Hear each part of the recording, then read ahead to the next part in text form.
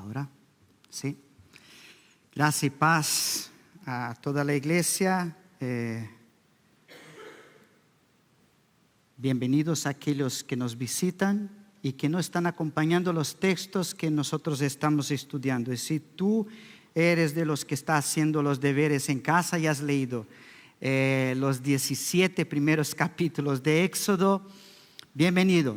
Vamos a estudiar el Salmo 105, que es un resumen total de todo lo que has leído durante la semana. Creo que si lo has leído los capítulos, vas a vincular cada parte y cada momento de lo que el salmista escribe en este Salmo 105. Empezamos con alabanzas y quiero dar las gracias a todo el grupo de alabanza. No podrían haber escogido mejores cánticos. Cánticos de pacto, cánticos que habla de Abraham, de Jacob, abrió el mar, de tantas otras cosas. Habéis acertado en todo. Y yo no he mencionado, a no ser un cántico, ¿no?, que había pedido a Deni. Pero nos habéis llevado a un momento de alabanza único a esta mañana que evoca este Salmo 105 y que nos empieza con la memoria. No sé cuántos de vosotros sois casados, pero dicen las mujeres que nosotros hombres tenemos una memoria selectiva, ¿vale? Te acuerdas solo de lo que quieres acordar.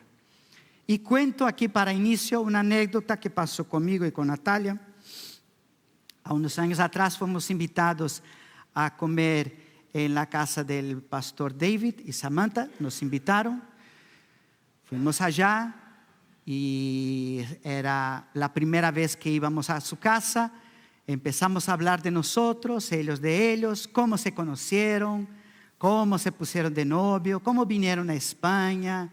Y entonces cuando se conocieron, entonces cuando se casaron y cuando David y Samantha dijeron con una alegría así, dentro de un mes haremos aniversario de boda. En ese instante tocó una campana en mi corazón y en mi mente. Era una fecha específica y ellos dijeron, un mes específico.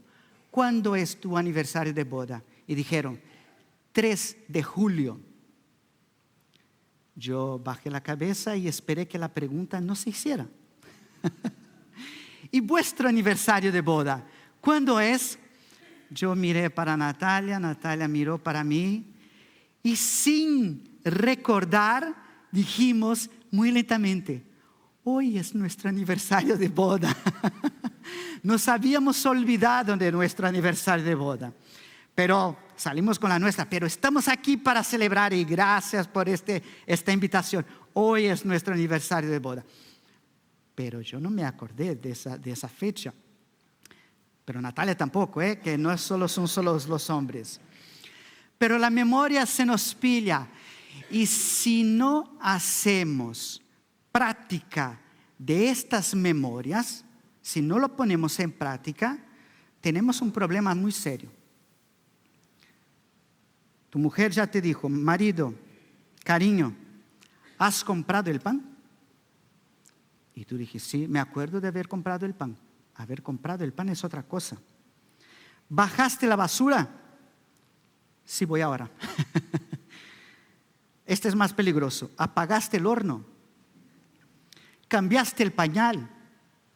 Son prácticas de cosas que nosotros tenemos que hacer y traer a la memoria, pero ese traer a la memoria nos obliga a reaccionar, a tomar una postura y hacer algo al respecto. Pues es exactamente esto lo que David hace con este salmo.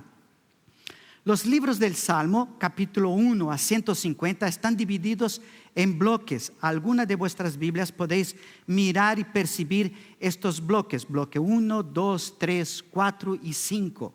El Salmo 105 es el último capítulo del bloque número 4. Es así que está dividido.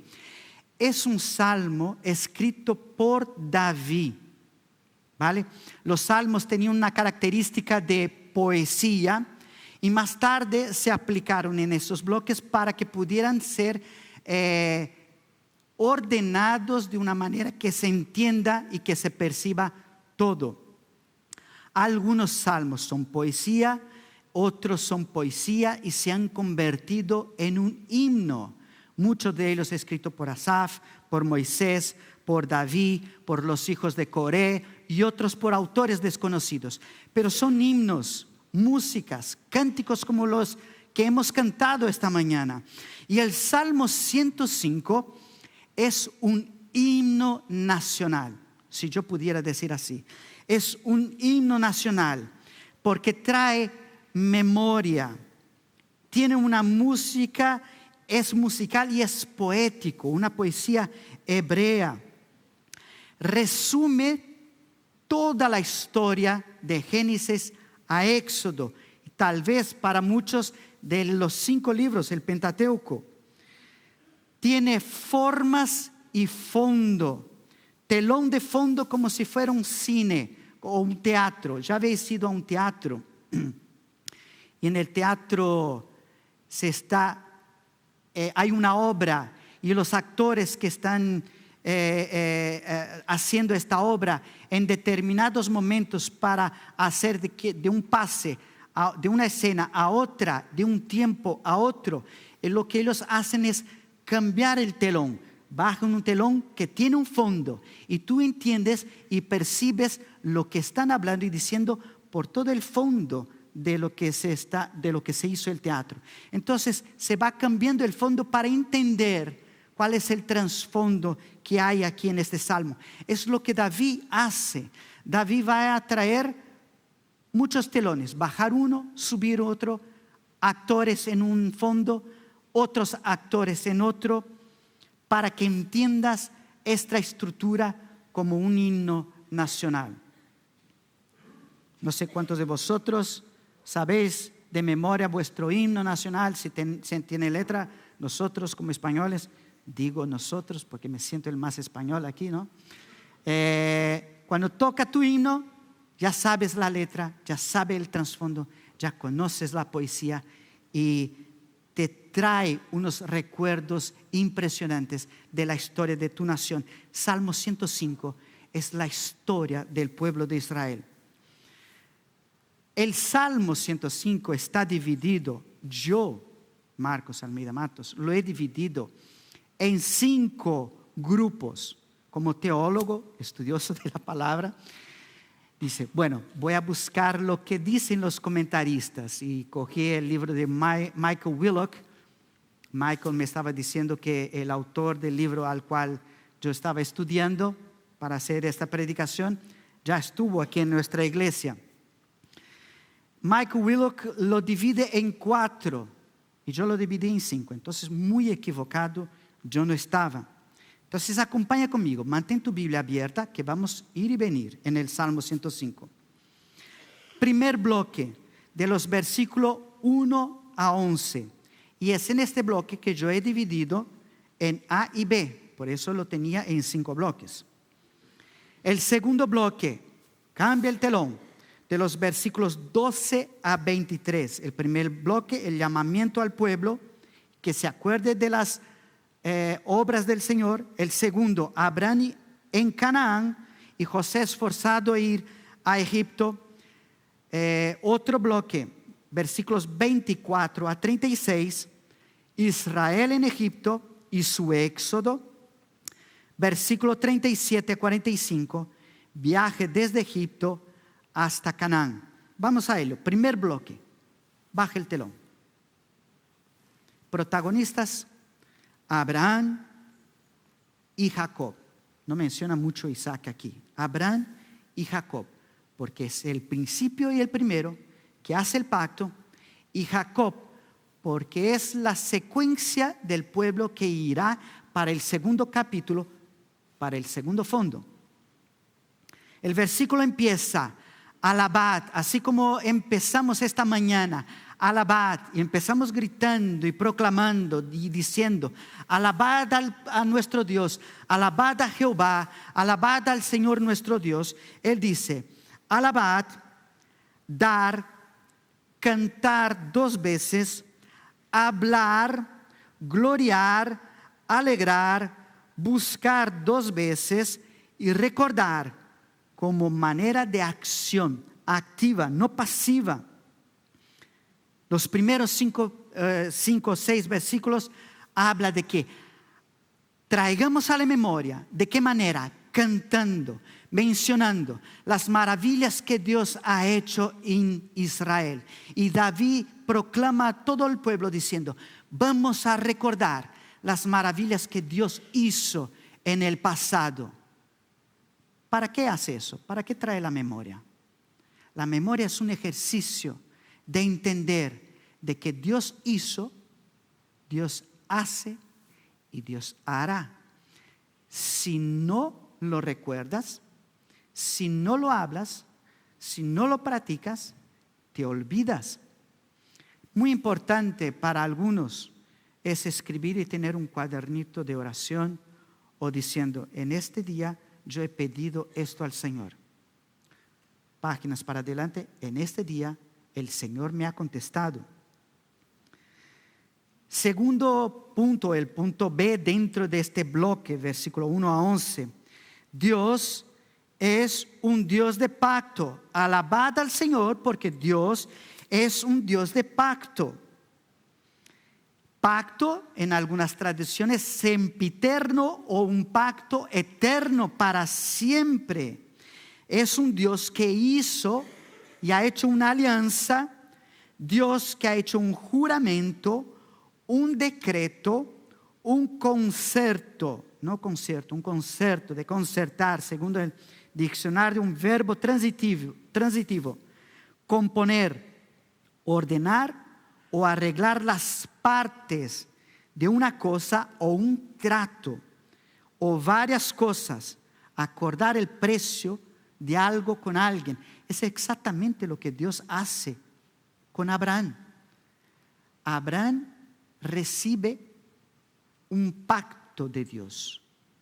¿Y cuál es la promesa que Dios hace a Abraham? 2. Son 2.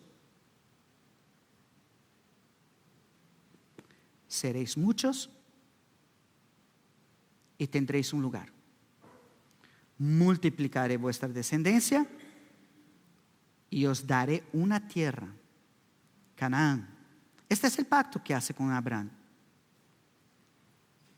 Versículo 11 y 12, mírate en la Biblia, diciendo, a ti te daré la tierra de Canaán como porción de vuestra heredad, cuando ellos eran pocos en número. La promesa de ser en muchos en el otro bloque se confirma porque el pueblo de Israel, si has leído los capítulos de Éxodo, el pueblo hebreo que se está formando en la nación de Israel, el pueblo hebreo empieza a multiplicar y empiezan a ser muchos, pero la promesa que Dios había hecho con Abraham no se aplicó en Abraham, ni en Isaac, ni en Jacob. Cuando Jacob, José y sus hermanos fueron a Egipto, eran un puñado, 70. La promesa no se hizo con ellos. El marco geográfico era Canaán. Pero ¿dónde se cumple? Mira versículo 42 y 43. Porque se acordó Dios de su santa palabra dada a Abraham, su siervo, un pacto, y sacó a su pueblo con gozo. O sea, no es que Dios se ha cogido desprevenido se me escapó esto de la historia. Ahora tendré que dar la vuelta a la tortilla. No, Dios, no es que Dios se ha acordado de lo que había hecho porque se había olvidado. No, por el pacto que yo hice con Abraham, lo voy a aplicar ahora. Abraham no ve este pacto. Cambia el telón. Vamos a empezar a cambiar los artistas de este gran teatro. Los protagonistas. Los protagonistas continúan siendo Abraham, ahora Jacob y los hijos de Jacob y también José. Para los arquitectos o los ingenieros, no sé cuántos, o los que trabajan con la construcción y tienen que interpretar mapas o diseños, los arquitectos dicen que cuando construyes una obra y lo miras desde arriba, se llama vista de pájaro. Entonces tengo el diseño de una casa o de una construcción y su diseño en todos sus muros o paredes visto desde arriba se llama una vista de pájaro. Es exactamente esto lo que David hace en el Salmo 105. Él está pasando de manera alta o desde arriba como vista de pájaro, mirando toda la situación de Israel y contemplando desde otra perspectiva. Este bloque de los versículos 12 a 23, los versículos de 12 a 15, 12, 13, 14, 15, 4 versículos, son 30 capítulos de Génesis. Estos 4 versículos son 30 capítulos de Génesis. Nos dice Hebreos 11, versículos 8 y 9. Por la fe, Abraham, siendo llamado, obedeció para salir a un lugar que había de recibir como herencia y salió sin saber a dónde iba. Por la fe habitó como extranjero en la tierra prometida. Como extranjero en la tierra prometida, como en tierra ajena, morando en tiendas con Isaac y Jacob, coherederos de la misma promesa. O sea, Dios establece un pacto, hace una promesa a Abraham: seréis muchos y os daré esta tierra. Abraham está en esa tierra, pero se siente un extranjero. ¿Qué pasa aquí? Dios es tardío en su promesa. Dios no cumplió, no fue dada a Abraham. Sí fue dada a Abraham, pero la implicación es eterna, es de mucho tiempo. Cuando tenemos una perspectiva muy local, muy instantánea, muy del momento, no percibimos la dirección y para dónde Dios nos está guiando. Es esta la vista de pájaro que tiene David. Él menciona en Hebreos, ahora volviendo a Hebreos, que 3 generaciones se quedaron y murieron como nómades. ¿Por qué nómades? Hebreos 11, los versículos que hemos leído, dice que él habitó como extranjero en tierra ajena, morando en tienda. Característica de alguien que no es del lugar. Estoy aquí de pasaje. Estoy aquí por un breve momento. Pero ellos son forzados. Muere Abraham, muere Isaac. Jacob se va con sus hijos a Egipto. Dios lo lleva a Egipto. La pregunta es, segundo la narrativa de Éxodo, y si habéis leído el libro de Éxodo, es una narrativa. Salmo 105 es una poesía. En la narrativa estamos mirando y viendo las cosas en su momento. La narración de José de Egipto, por ejemplo, es la narrativa de los hermanos que le controlan. Le venden, fingen, inventan su muerte, entregan la túnica colorida de de José al padre y se va y lo llevan cautivo a Egipto. Segundo la narrativa de Éxodo, ¿quién está en el control de la historia? Los hermanos. Segundo el Salmo 105, ¿quién está en el control de la historia? Mira versículo 16. Trajo hambre sobre la tierra. ¿De quién está hablando? De Dios. Dios trajo hambre sobre la tierra y quebrantó todo sustento de pan y envió un varón delante de ellos, a José, que fue vendido. ¿Quién envió? ¿Los hermanos o Dios? ¿Quién está en el control de la historia? Depende de la narrativa que leas, que entiendas o que interpretes. ¿Quién está en la narrativa de tu historia? Tu circunstancia, tu momento, lo que estás viviendo, o Dios está en el control. Dios nunca dejó su soberanía. Estuvo siempre delante de la historia. Fue Él que trajo la hambruna. Fue Él que envió a José a Egipto de aquella manera. Parece que no se entiende cuando vivimos el momento exacto de la historia. Pero para Dios va mucho más allá. Versículo 17. Fue enviado, fue vendido o fue enviado.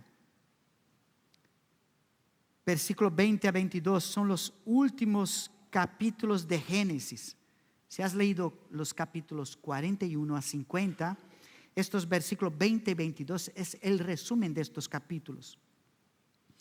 Y en el versículo 23 dice: después entró Israel a Egipto con José, porque José se destaca. Todos los versículos anteriores hablan sobre eso. No me voy a gastar tiempo aquí en eso.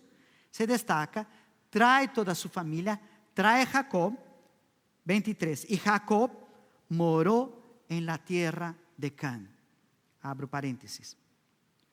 ¿Tierra de Canaán o Egipto? Segundo los estudiosos, Canaán es el hijo de Noé. Consecuentemente, los egipcios son los hijos de Canaán. Cierra paréntesis. Jacob vive en Egipto y muere en Egipto.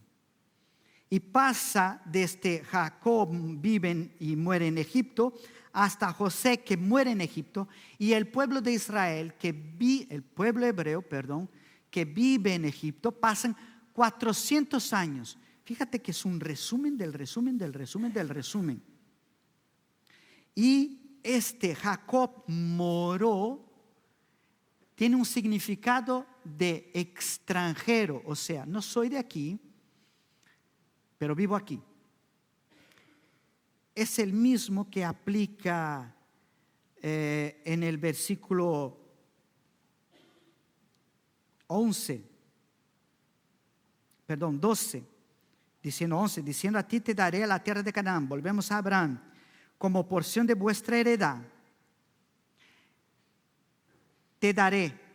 Pero ¿cómo se siente Abraham en Canaán? Como hemos dicho, un forastero. La palabra aquí es, tanto para Jacob cuanto para Abraham, es gairín, o sea, aquel que no es de ese lugar.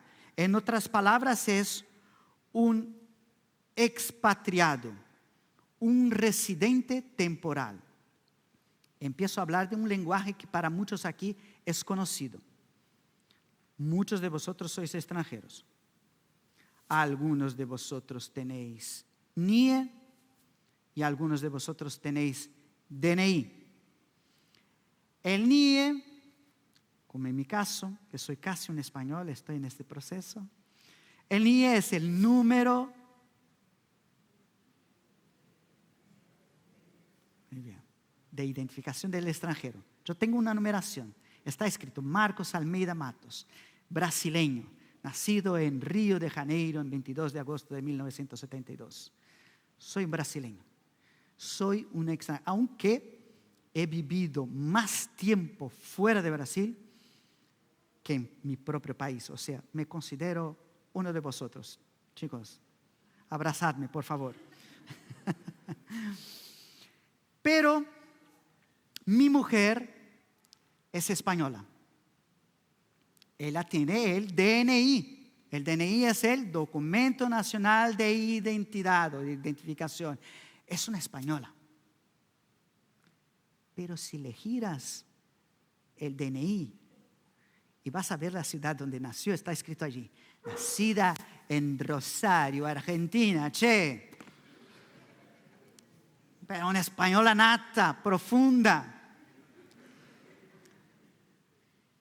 Pero tenemos a Martina Matos Eberhard, que nascuta Reus, es gancheta y come panam tumaca. Esta, por más que quieres decir, es brasileña. No, no lo es. Es argentina. No lo es. Por más que hable la manera como sus padres hablan, esta es la tierra que ella nació. Es de aquí que ella se identifica. Por eso hemos decidido vivir en Canaán. ¿Vale? Ahí ponerme una notita ahí. Canaán, tierra, España, ¿no? Pero Abraham era extranjero en su propia tierra. Y Jacob era extranjero en tierra ajena. Vamos para otro bloque. Cambia el telón. Versículos 24 a 36. Israel en Egipto.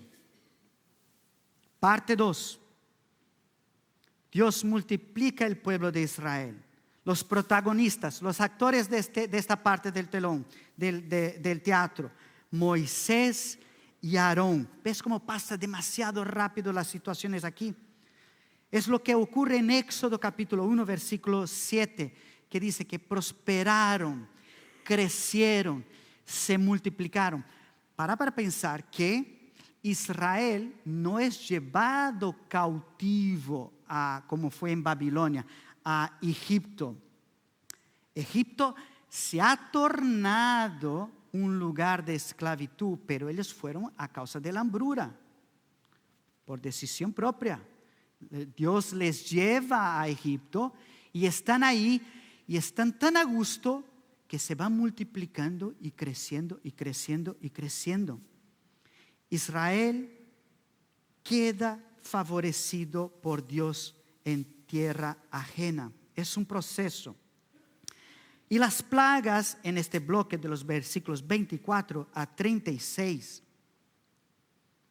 no están en una orden cronológica o de importancia, pero la última plaga, considerada que es la última plaga, es la muerte del primogénito, revela que a partir de este momento entonces yo voy a liberar mi pueblo y ellos van para su tierra.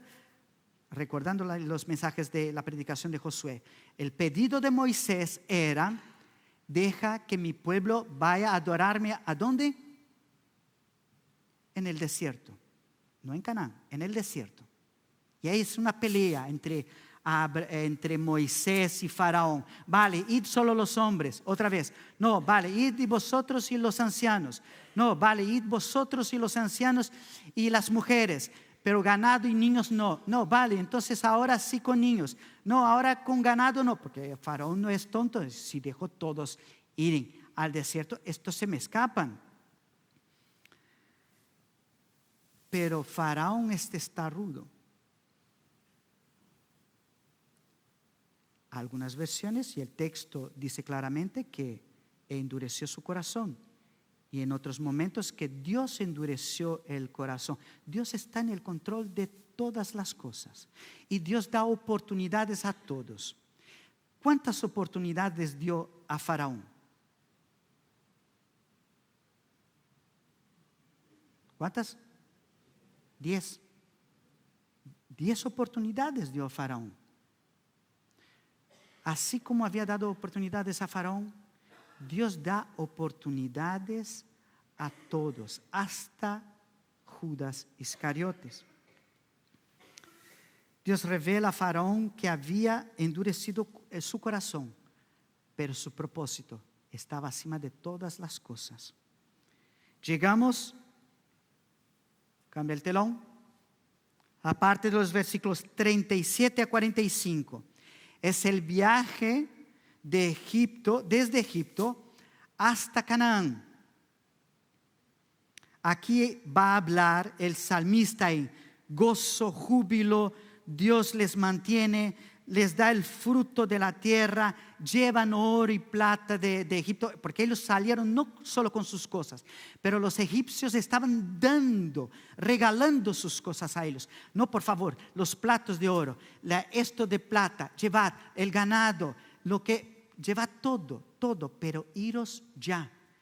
Y se llevan todos. Y en el desierto Dios les proviene de comida, de agua, de fuego, de nube. Es un resumen muy, muy intenso del versículo 37 a 45. No sé cuántos de vosotros, ¿hay algún francés aquí? ¿No? Perdón. Voy a hablar una palabra en francés y no sé si lo digo correctamente. No sé cuántos cocinillas hay aquí a los que les gusta la cocina. A mí me encanta. Y estoy aprendiendo a hacer el caldo de fondo cuando vas a hacer o una paella, o un fideuá, o un arroz negro, comidas muy de aquí que a mí me encantan. Y tengo que hacer con restos de pescado, de cabeza, y hago un caldo de fondo. O con huesos. En el francés eso se llama demi-glacé. ¿Está correcto? Demi-glacé. Demi-glacé. El demi-glacé es la reducción de un caldo, un proceso culinario que se hierve, un líquido de manera lenta y después se transforma en una salsa.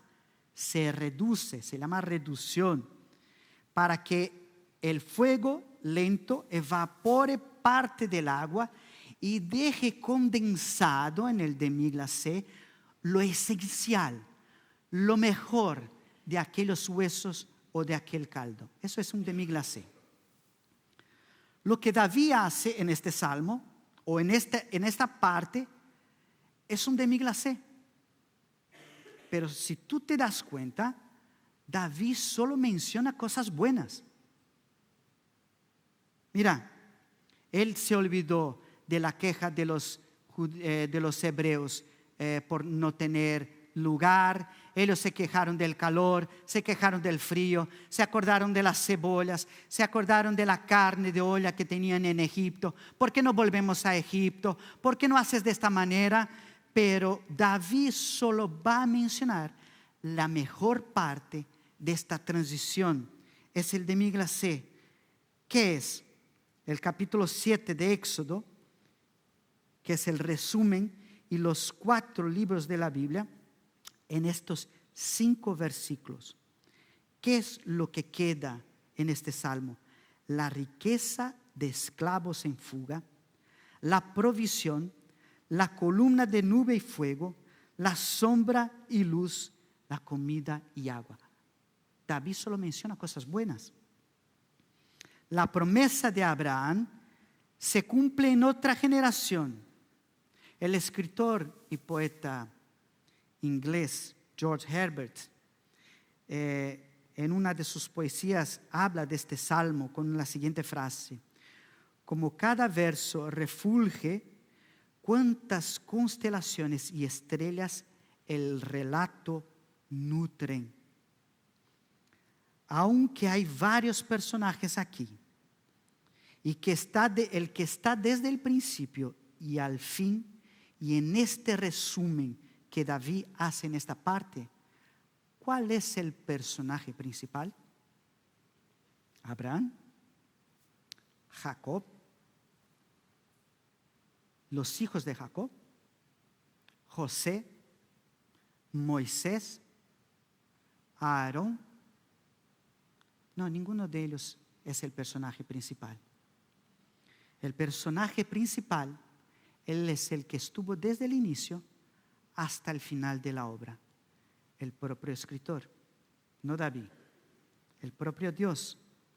Él, en estos versículos, es el que trae realidad, promete, reprende, envía, lleva al cabo, transforma, habla, trae, da. Dios tiene la auténtica iniciativa en todo el proceso histórico. ¿Y dónde se cumple todo esto del proceso histórico? Se han tornado muchos y ahora van para un espacio geográfico. Pero estamos hablando solo de Israel en su formación. Mira versículo 8. Vuelve atrás, versículo 8 del Salmo 105 dice: se acordó para siempre de su pacto, de la palabra que mandó para 1000 generaciones. ¿Cuánto es 1000 generaciones? ¿Alguien sabe? 1000 generaciones es aproximadamente 30.000 años. ¿De verdad Dios está hablando que Israel iba a tener 30.000 años de existencia? Ya hemos vivido 5, 6, 7 mil años aproximadamente, según estadísticas e historia. El hombre, tal vez un poco más, poco menos. 30.000 años. La promesa de Dios es para 30.000 años. ¿Dónde se cumple todo esto? Si alguien en un determinado momento te dice: Israel es el pueblo de Dios, dile contundentemente: no. Lo que pasa es que Israel tenía a Dios y Dios había escogido a Israel para ser su inicio, pero Dios quería trabajar solo con Israel. No, la palabra dice que todas las naciones son de Dios. El proceso misionero y de alcance a todas las naciones empieza por un hombre, empieza por una familia, empieza por una nación y es extendida y aumenta y crece, así como Israel creció en Egipto. Esta familia de Abraham, Isaac y Jacob y todas sus descendencias, 1000 generaciones, quiere decir generaciones de una familia incontable, lejana, que va más allá de la frontera de Israel. Esa generación eres tú y soy yo. Es la iglesia de Cristo. Si no, mira Gálatas 3:29. Y si vosotros sois de Cristo, ciertamente linaje de Abraham sois y herederos según la promesa. La promesa que Dios hizo a Abraham se aplica para ti en aspectos espirituales. Claro que estamos hablando. Todo al final es aspecto espiritual. Hebreos capítulo 11, versículo 16 dice: pero anhelaban un mejor, esto es, celestial lugar, por el cual Dios no se avergüenza de llamarse Dios de ellos, porque les ha preparado una ciudad. ¿A quién está hablando? ¿Al pueblo hebreo? Estamos hablando del Nuevo Testamento. ¿O a la iglesia? Las promesas de Abraham no se cumplen solo en Israel, se cumplen hoy. Y es hoy que la iglesia está llamada a alabar y a cantar esas grandes victorias de Dios y maravillas y testimonio. ¿Sabes de una cosa? El pueblo hebreo estaba lleno, cuando David escribe este salmo, lleno de testimonio. Alabad, mira las cosas grandes que Dios ha hecho. Si tú no tienes un testimonio para hablar y decir a alguien, no tienes mucha evidencia de Dios en el percurso de tu vida. Si tú tienes un testimonio, así como el pueblo hebreo, tú tienes evidencia de Dios en tu historia. Concluyo. Así como José fue llevado a Egipto, Jesús también fue llevado a Egipto. Aunque Faraón mata a los primogénitos y Herodes también mata a los primogénitos, Egipto más que un lugar geográfico, es un lugar espiritual que significa esclavitud y muerte. Así como José de Egipto, Jesús es el que provee en tiempo de hambruna pan y agua. Así como Moisés es llamado a librar, Jesús es el libertador completo. Así como el cordero sacrificado en la primera Pascua en aquel Egipto, Cristo es el cordero pascual, al cual a través de su sangre nos libra de la muerte. Él es el Emmanuel, el Dios con nosotros, que nos protege como nube de día en los momentos más difíciles y fuego, dando luz y calor en los momentos más oscuros. Jesús es el pan y el agua del desierto. Mira lo que dice Juan 6:35. Jesús le dijo: yo soy el pan de vida. El que a mí viene nunca tendrá hambre. Y el que en mí cree no tendrá sed jamás. Jesús, el que nos libra de la esclavitud de Egipto, no, de nuestros pecados y de nuestra muerte espiritual. Romanos 6:5 dice: dado que fuimos unidos a Él en su muerte, también seremos resucitados con Él. Sabemos que nuestro antiguo ser pecaminoso fue crucificado con Cristo para que por Él el pecado perdiera su poder en nuestra vida. Y ya no somos esclavos del pecado, pues cuando morimos con Cristo, fuimos liberados del poder del pecado. Y dado que morimos con Cristo, sabemos que también viviremos con Él.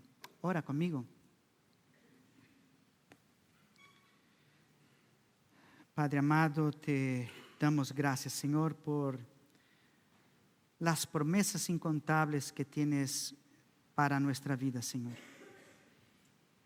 Queremos alabarte, Señor, en todos estos cánticos que mencionamos y recordamos, Señor, de que tú eres un Dios que actúa y que estás en el control de la historia. Y por más que no lo percibamos, por más que no lo veamos, porque solo encontramos dolor, dureza, esclavitud, Señor, tuya es la historia. Tú eres el autor, el consumador, Señor. Si alguien aquí en esta mañana, Señor, no te ha creído como Señor de su historia, Señor, tráele, Señor, libertad. Trae, Señor, libertad a todos nosotros. Y que caminemos, Señor, para una tierra santa, juntos con todos nuestros hermanos libres, en el nombre de Jesús. Amén y amén.